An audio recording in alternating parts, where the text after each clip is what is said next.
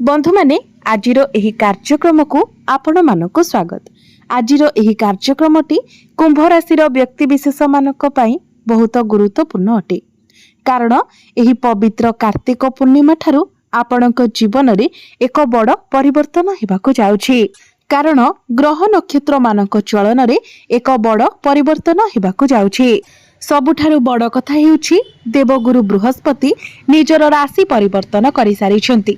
दीर्घ 12 वर्ष परे गुरु आपणक कुंडलीर षष्ठ भावरे उच्चस्थ होइछन्ति एवं शनिदेव मध्य बक्रीरु मार्गी हेबा पई जाउछन्ति। एहा व्यतीत ग्रह मानकर राजा सूर्यदेव आपणकर अष्टम भावरु बाहरी आपणकर नवम भावरे प्रवेश करिवे। आपणकर भाग्य भावको प्रवेश करिवे। आपणकर नवम भावरे बुधादित्य राजयोगर निर्माण हेबाकु जाउछि, जहा आपणकर भाग्य को प्रबल बनाइबाकु जाउछि। ग्रह मानकर एभली राशि परिवर्तन फलरे आपणक जीवन रे किछि बड़ हेबाकु जाउछि। आपणक जीवन रे जेउ सब समस्या लागि रहितिला से सब खूब शीघ्र दूर हेबाकु जाउछि। पुनर्बार आपणक जीवन को खुशी फेरिबाकु जाउछि। तेबे आसंतु जानिबा एही पवित्र कार्तिक पूर्णिमा परठारु आपणक जीवन रे कोन सबु बड़ परिवर्तन हेबाकु जाउछि। तेबे बंधु माने भिडियोटी रे आगको बढ़िबा पूर्वरु जदि आपणकर मध्य कुंभ राशि होइताय तो भिडियोटी को लाइक करी चैनल टी को सब्सक्राइब करि दियंतु एवं कमेंट बॉक्स रे भक्ति एवं श्रद्धार सहित जय श्री जगन्नाथ जय मां लक्ष्मी निश्चय लिखंतु। तो बंधु माने आसंतु आरंभ करिबा आजिरो एही कार्यक्रम को जहां आपणकर जन्म राशि तथा चंद्र राशि उपरे आधारित अटे। बंधु माने एही कार्तिक पूर्णिमा ठारू आपणक जीवन रे 5टी बड़ घटना घटिबाको जाउछि। कारण गुरु आपणकर षष्ठ भावरे प्रवेश करि सारिछन्ति एवं षष्ठ भावरे गुरु उच्चस्थ मध्य अछन्ति। षष्ठ भावटी होइथाय रोग ऋण एवं शत्रुर भाव, समस्त प्रकारर कंपिटिशन भाव। षष्ठ भावटी चाकिरीर भाव मध्य होइथाय, कोर्ट कचेरी माली मकदमार भाव होइथाय।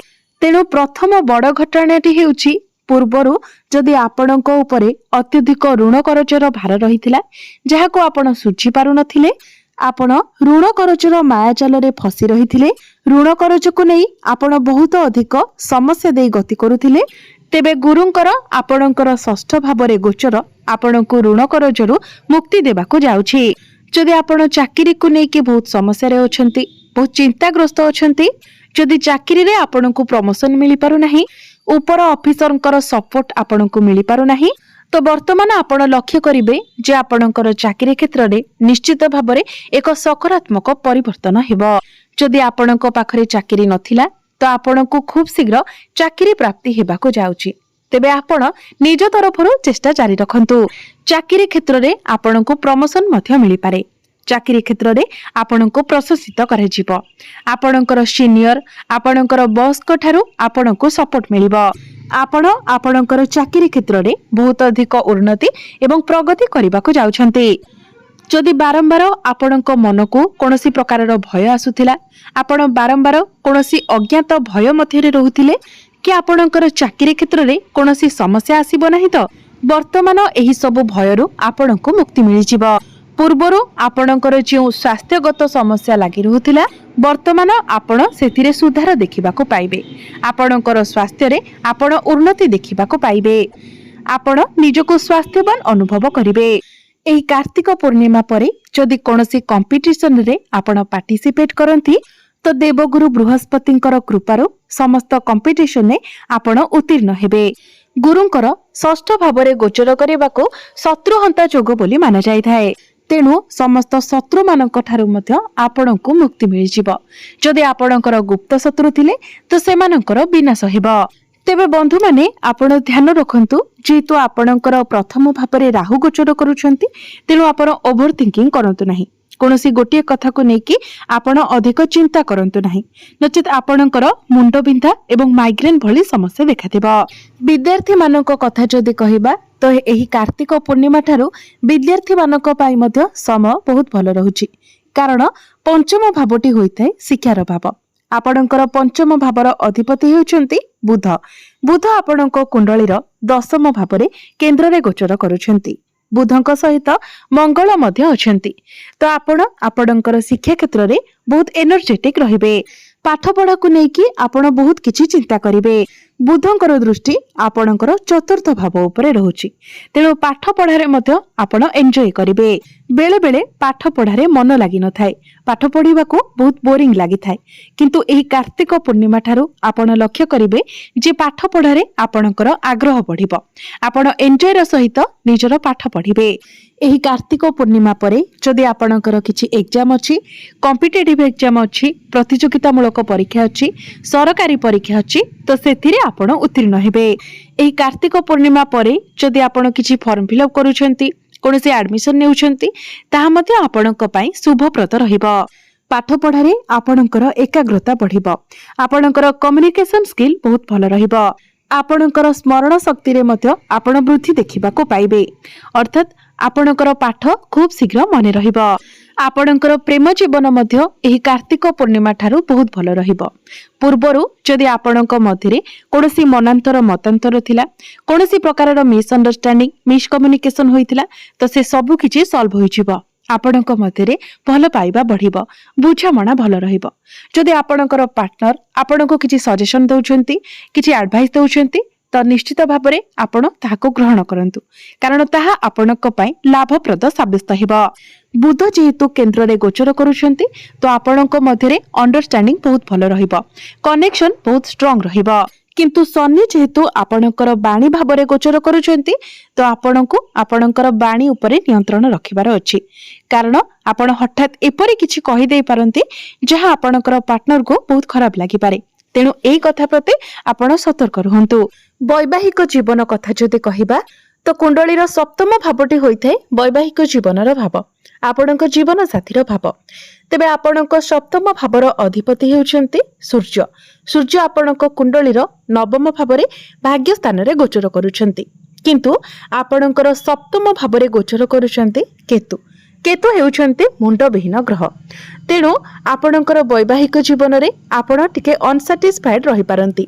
आपणकर पार्टनर आपणक पई जहा कले मध्य आपण टिके आपणक मध्यरे असंतुष्टि देखाजिबो, किंतु जेहेतु सूर्य आपणकर नवम भावरे गोचर करूछंती, भाग्य स्थान रे गोचर करूछंती, तेणु आपणकर जीवन साथी को कोनोसी अचीवमेंट मिली पारे, तांकर पर्सनल एवं प्रोफेशनल लाइफ रे ग्रोथ आसीबो। आपणकर जीवन साथी जदि चाकरी करूछंती तो चाकरी क्षेत्र रे तांको प्रमोशन मिली पारे, किंबा जदि से चाकरी पई चेष्टा करूछंती तांको चाकरी मिलिबार मध्य बहुत अधिक संभावना रहुछि। 16 नवेम्बर को सूर्य आपणकर दशम भाव को प्रवेश करिवे। सूर्यंकर स्थिति दशम भाव रे आहुरी अधिक मजबूत रहिबो, तो 16 नवेम्बर परे आपण आपणकर वैवाहिक जीवन रे मध्य सुधार देखिबा को पाइबे। भाग्य कथा जदि कहिबा तो आपणकर कुंडलीर नवम भावटी होइथाय भाग्यर भाव। आपणकर भाग्य भावर अधिपति हेउचंती शुक्र, तो शुक्र नवम भावरे निजर स्वगृह रे ही विराजमान अछंती।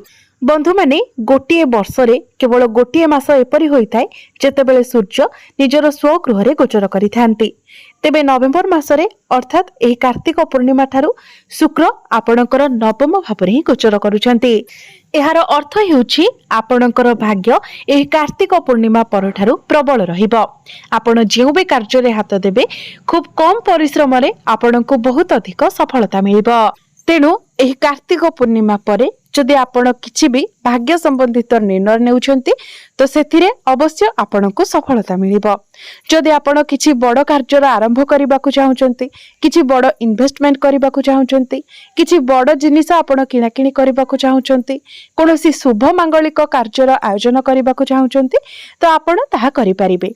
एही कार्तिक पूर्णिमा परे कोनोसी बड़ लाभ आपणको प्राप्ति होई पारे। आपण कोनोसी जमी भूमि प्रॉपर्टी इत्यादि किणाकिणी करि पारंती, नूतन जानवाहन किणी पारंती, नूतन गृह इत्यादि निर्माण करि पारंती। एही कार्तिक पूर्णिमा परे कोनोसी दिगरु आपणको बड़ धन लाभ मध्य होई पारे। आपण किछि शुभ मांगलिक कार्यर आयोजन करि पारंती, कोनोसी धार्मिक स्थान को आपण यात्रा करि पारंती।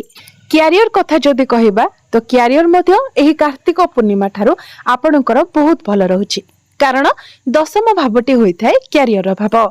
आपणकर दशम भावर अधिपति हेउछन्ति मंगल। मंगल दशम भावर ही गोचर करुछन्ति। मंगल आपणकर दशम भावरे रुचक नामक राजयोगर निर्माण करुछन्ति। पंच महापुरुष राजयोगर निर्माण करुछन्ति। तो एही कार्तिक पूर्णिमा परठारु आपण आपणकर कार्य क्षेत्र रे बहुत एनर्जेटिक रहिबे। आपणक मध्यरे कॉन्फिडेंस लेवल बहुत भलो रहिबो, एनर्जी लेवल बहुत भलो रहिबो। तेणु क्यारियर रे आपणको बहुत किछि अचीवमेंट मिलिबा को जाउछि, बहुत किछि अपॉर्चुनिटी मिलिबा को जाउछि। चाकरी क्षेत्र रे आपणको प्रमोशन मिलिबा को जाउछि एवं जो मानक निकटरे चाकरी नाही सेमानको चाकरी मिलिबार मध्य बहुत अधिक संभावना रहुछि। सूर्य मध्य 16 नवेम्बर को आपणकर दशम भावरे प्रवेश करिवे। तो 16 नवेम्बर परठारु आपणक चाकरी क्षेत्र रे आपण बहुत बड़ परिवर्तन देखिबा को पाइबे। सरकारी क्षेत्ररु आपणको अनेक लाभ प्राप्ति हेबो।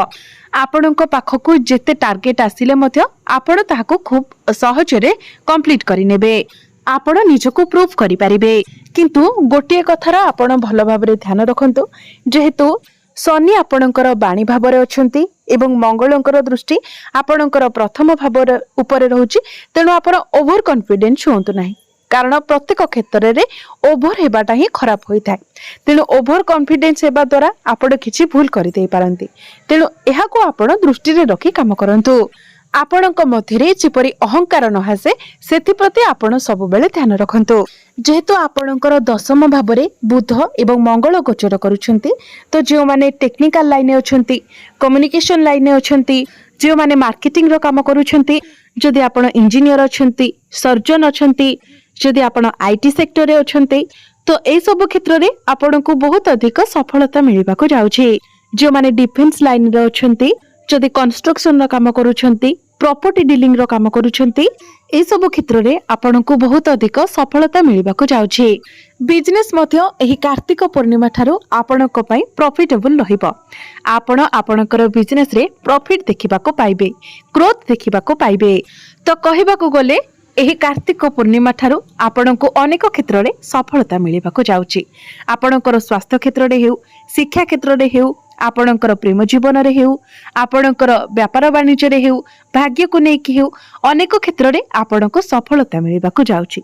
किंतु जहा किछिटा अशुभत्व रहुछि सेगुडी को खंडन करिबा पई आपण प्रत्येक दिन शनिंकर बीज मंत्र 108 थर जप करंतु। प्रत्येक दिन आपण हनुमान चालीसार पाठ करंतु। प्रत्येक दिन सकाळू आपण ओम नमः शिवाय मंत्र 108 थर जप करंतु। एवं प्रत्येक दिन आपण उदित सूर्य को तंबा पात्र रे जलार्घ्य अर्पण करंतु। निश्चित भाबरे आपणको अधिक मात्रा रे शुभ फल प्राप्ति हेबा। तो बंधु माने आपणकर जीवन मंगलमय हेउ, एहा ही ईश्वरंक निकटरे